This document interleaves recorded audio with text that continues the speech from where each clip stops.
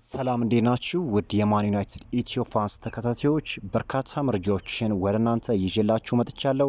ለቻናሉ አዲስ የሆናችሁ ቻናሉን ሰብስክራይብ እንዲሁም ቪዲዮ ለብዙ ሰዎች እንዲደርስ ቪዲዮውን ላይክ ማድረግ ፈጽሞ እንዳይዘነጋ። አብራችሁን ቆዩ።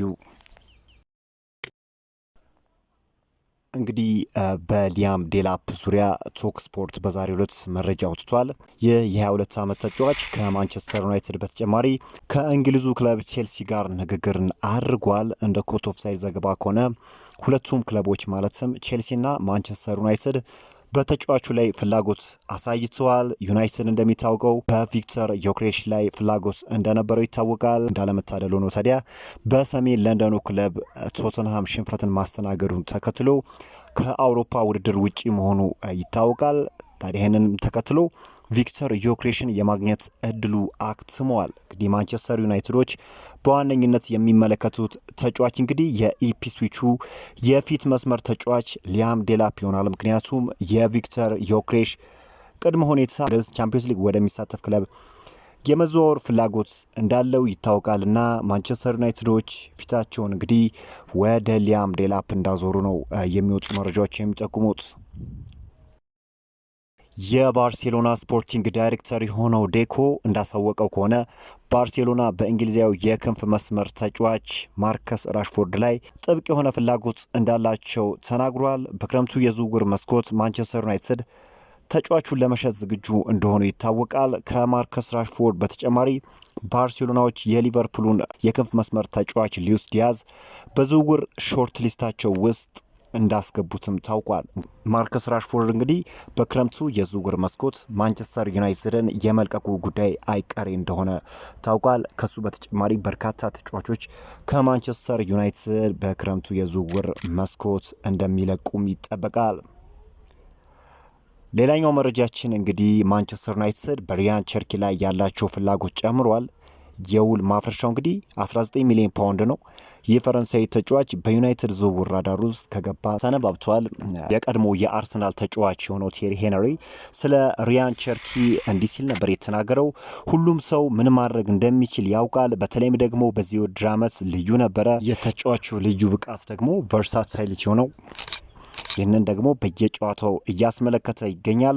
ታዲያ ማንቸስተር ዩናይትድ ያለበትን ችግር ለመፍታት መፍጠን አለበት ሲል ነው የተናገረው። ከፋይናንስ አቅም አንጻር እንግዲህ ማንቸስተር ዩናይትድ በዩሮፓ ሊግ በቶተንሃም መሸነፉ ምን ያህል ኢምፓክት እንዳለው ይታወቃል። እስከ 100 ሚሊዮን ፓውንድ ድረስ የማግኘት እድል ነበረው የፍጻሜውን ጨዋታ አሸንፎ ቢሆን። ታዲያ ማንቸስተር ዩናይትዶች ሌላኛው አማራጫቸው እንግዲህ በርካታ ተጫዋቾችን በመሸኘት ከሚገኘው በጀት ላይ ተጫዋቾችን ማስፈረም እንደ አማራጭ አድርገው ነው የሚመለከቱትና ሪያን ቸርኪ ደግሞ የውል ማፍረሻው እስከ 19 ሚሊዮን ፓውንድ ነውና ከዚህ አንጻር ዩናይትዶች ትክክለኛው አማራጭ ነው ብለው የሚመለከቱታል።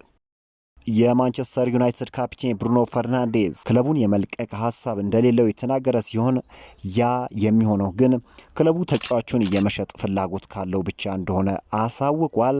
አስገራሚው ነገር ማንቸስተር ዩናይትድ ከጥቂት ተጫዋቾች በስተቀር ከሌሎች ክለቦች የሚመጣውን ጥያቄ ለመቀበል ዝግጁ መሆናቸውን አሳውቀዋል። በርካታ ተጫዋቾችን ነው በክረምቱ የዝውውር መስኮት ለመልቀቅ ዝግጁ የሆኑትና ለብሩኖ ፈርናንዴዝም እንግዲህ በቂ የሆነ የዝውውር ጥያቄ የሚቀርብ ከሆነ ተጫዋቹን ለመሸጥ ፍቃደኛ መሆናቸውን ነው በዛሬው ዕለት የሚወጡ መረጃዎች የሚጠቁሙት። ሌላኛው ደግሞ እንግዲህ ማንቸስተር ዩናይትድ እንግዲህ በካሜሩን ግብ ጠባቂ ሁኔታ ከውሳኔ ደርሷል። በክረምቱ የዝውውር መስኮት ግብ ጠባቂ ማስፈረም ቅድሚያ የሚሰጡት ነገር እንደሆነም ተነግሯል። እንግዲህ ግብ ጠባቂ ከጣሊያኑ ክለብ ኢንተር ሚላን የእንግሊዙ ክለብ ማንቸስተር ዩናይትድን እግሩ ከረገጠችበት ቀን አንስቶ ክለቡን ዋጋ ሲያስከፍል አስተውለናል። ታዲያ ይህንን ግብ ጠባቂ በአዲስ ግብ ጠባቂ መተካት የመጀመሪያ ስራቸው እንደሚሆን ነው እየተነገረ የሚገኘው። በብዙ አጋጣሚዎች ዩናይትድን ዋጋ ሲያስከፍል ተመልክተናል። ዩናይትድ ሰዎችም እንግዲህ በግብ ጠባቂው ላይ ያላቸው እምነት እንዳከተመ ነው የተገለጸው። በክረምቱ የዝውውር መስኮትም ዩናይትድን ከሚለቁ ተጫዋቾች ዝርዝር ውስጥ መካተት ችሏል። በተያያዘ ዜና እንግዲህ የማንቸስተር ዩናይትድ አሰልጣኝ የሆኑት ሩበን አሞሪም በይፋ 4 ተጫዋቾችን ከማንቸስተር ዩናይትድ ለማሰናበት ወስነዋል። እንደ ጊቭሚ ስፖርት ገለጻ ከሆነ አሰልጣኙ ካሜሩናዊ ግብ ጠባቂ አንድሬ ኦናናን ጨምሮ 4 ተጫዋቾችን በሽያጭ ዝርዝራቸው ውስጥ አካተው ገብተዋል። አንድሬ ኦናና፣ ሉክሾ፣ ካዝሜሮ፣ ራስመስ ሆይሉንድ ይገኙበታል። ጊቭሚ ስፖርት አክሎም ፖርቹጋላዊ አሰልጣኝ ሩበን አሞሪም ዴንማርካዊ ተጫዋች ራስመስ ሆይሉንድን እንደማይፈልጉት በተለይም ደግሞ በቀጣይ ውድድር ዘመን ተጫዋቹን መመልከት እንደማይፈልጉ ነው እያሳወቀው። እንግዲህ ዩናይትዶች 4 ተጫዋቾች ብቻ አይደለም በርካታ ተጫዋቾች በክረምቱ የዝውውር መስኮት ይለቃሉ ተብሎ ይጠበቃል። እነ ክሪስቲያን ኤሪክሰን እነ ቪክተር ሊንድሎፍን ለአብነት ያለ መጥቀስ ይቻላል።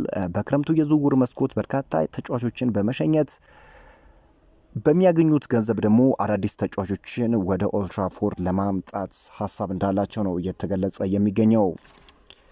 የማቲያስ ኩንሃን ዝውውር በተመለከተ ፋብሪዚዮ ሮማኖ መረጃ አውጥቷል። በብዙ የዩናይትድ ደጋፊዎች ዘንድ ዩናይትድ በሰሜን ለንደኑ ክለብ ቶተንሃም ሽንፈትን ካስተናገደ በኋላ ዝውውር ላይ እክል ይፈጠራል የሚል ስጋት እንዳላቸው ይታወቃል። ነገር ግን ፋብሪዚዮ ዝውውር ላይ የተፈጠረ አዲስ ነገር እንደሌለ አሳውቋል። ቀያዮቹ ሰይጣኖች ውል ማፍረሻውን ለመክፈል ዝግጅታቸውን እንደጨረሱ ለተጫዋቹም አሳውቀውታል። ፋብሪዚዮ አክሎም ተጫዋቹ የመጀመሪያ ፈራሚ ይሆናል ሲል ነው የጠቆመው። ለዩናይትድ ጥሩ ዜና የሚባለው ነገር ታዲያ ዩናይትድ ከሻምፒዮንስ ሊግ ውጪ ቢሆንም እንኳን የተጫዋቹ ፍላጎት ወደ ዩናይትድ ማቅናት እንደሆነም ተነግሯል። ይህ እጅግ ጥሩ የሚባል ዜና ነው። ፋብሪዚዮ የተናገረው ሌላ ነገር ብራዚላዊ ተጫዋች ወደ ዩናይትድ የማምራት ፍላጎት እንዳለው በይፋ አሳውቋልና የዚህ ተጫዋች መዳረሻ ዩናይትድ ይሆናል ተብሎ ነው የሚጠበቀው። ማንቸስተር ዩናይትድ እንግዲህ በሻምፒዮንስ ሊግ ባለመሳተፉ በተር ዮክሬሽ አይነት ያሉ ተጫዋቾችን እንዳያገኝ ነው የሚያደርገውና ታዲያ ማንቸስተር ዩናይትድ በሻምፒዮንስ ሊግ አለመሳተፉ በማቲያስ ኩንሃ ዝውውር ላይ የሚፈጠር ምንም አይነት እክል እንደሌለ ነው እየተነገረ የሚገኘው። ሌላኛው መረጃችን እንግዲህ ለኮቢ ማይኖ ቅርብ የሆኑ ምንጮች እያወጡት እንዳለው መረጃ ከሆነ እንግሊዛዊ አማካኝ በአሞሪም ሲስተም ውስጥ ስላለው ሚና አስፈላጊነት ጥርጣሬ ቢኖረውም ከቀያዮቹ ሰይጣኖች ጋር ግን መቆየት እንደሚፈልግ ተገልጿል። በሩበን አሞሪም የአሰልጣኝነት ዘመን እንግዲህ የመሰለፍ እድልን እያገኘ አይደለም። ነገር ግን ተጫዋቹ በማንቸስተር ዩናይትድ ቤት የመቆየት ፍላጎት እንዳለው ነው እየተገለጸ የሚገኘው። ሌላኛው እንግዲህ ይህንን ዜና በማጠናክርበት ወቅት የወጣውን መረጃ ላጋራችሁ። የዩናይትድ ባለስልጣናት ሙሉ በሙሉ ከአሰልጣኝ ሩበን አሞሪም ጎን እንደሆኑ የታወቀ ነገር ሲሆን የማንቸስተር ዩናይትድ ከፊል ባለድርሻ ሰር ጂም ራትክሊፍ እና የእሳቸው ዲፓርትመንቶች በክረምቱ የዝውውር መስኮት ፖርቹጋላዊ አሰልጣኝ ሩበን አሞሪምን ቡድኑን እንዲያጠናክር በዝውውሩ ለመደገፍ ሀሳብ እንዳላቸው ነው እንግዲህ ጂሚ ጃክሰን እየዘገበውና ከዚህ አንጻር እንግዲህ አሁንም ቢሆን ታዲያ የማንቸስተር ዩናይትድ ከፊል ባለሀብት የሆኑ ሰር ጂም ራትክሊፍ ሩበን አሞሪምን በክረምቱ የዝውውር መስኮት ቡድኑን እንዲያጠናክር ጀት ለማፍሰስ ሀሳብ እንዳላቸው ነው እየተገለጸ የሚገኘው። ውድ የዚህ ቻናል ተከታታዮች አዳዲስ መረጃዎች የሚወጡ ከሆነ ወደ እናንተ የማደርሳችሁ ይሆናል። እናንተ ብቻ ይህን ቻናል ሰብስክራይብ እንዲሁም ቪዲዮን ላይክ እና ሼር ማድረጋችሁን ፈጽሞ እንዳዘነጉ። በአዲስ ቪዲዮ እስክንገናኝ ድረስ መልካም ሁሉ ተመኘው።